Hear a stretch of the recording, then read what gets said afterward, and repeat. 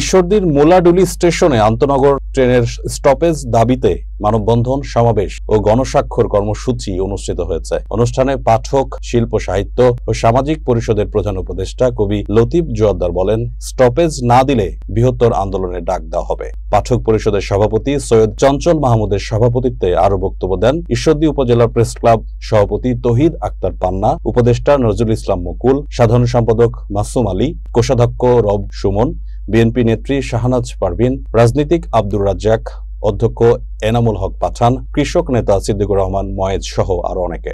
বক্তারা বলেন, মোলাডুলি স্টেশনটি ঈশ্বরদী, বড়াইগ্রাম, গুরুদাসপুর, লালপুর, আটঘরিয়ার মাঝামাঝি হওয়ায় একটি আন্তনগর ট্রেনের স্টপেজ জরুরি। এলাকায় রয়েছে শিল্প কারখানা, খাদ্য গুদাম, কৃষি উৎপাদন কেন্দ্র, শিক্ষা প্রতিষ্ঠান, 103 ব্যাংকের এজেন্ট শাখা, প্রায় 40টি পোশাক কারখানা, দেশের অন্যতম কাঁচামাল আড়ত, মাছ ও বাণিজ্যিক হাট। সব মিলে এই গুরুত্বপূর্ণ স্টেশনে আন্তনগর ট্রেন না থামায় সাধারণ যাত্রীরা চরম ভোগান্তির শিকার হচ্ছেন।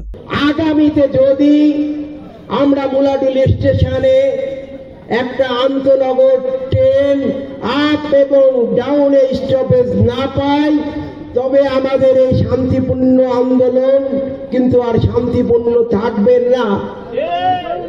আমরা এই স্টেশন থেকে ট্রেন স্টপেজের জন্য বৃহত্তর আন্দোলন ডাক দেব। কি বলেন আপনারা?